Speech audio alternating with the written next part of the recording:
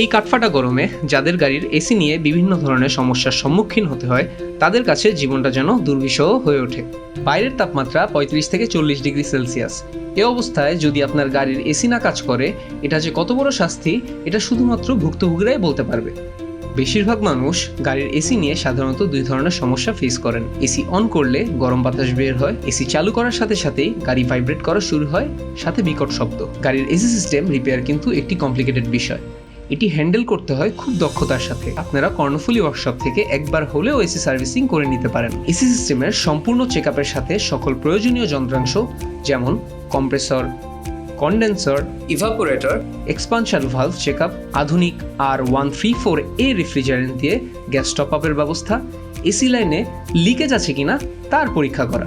এই গরমে ঝামেলামুক্ত আরামদায়ক ভ্রমণ নিশ্চিত করছে কর্ণফুলী ওয়ার্কশপ।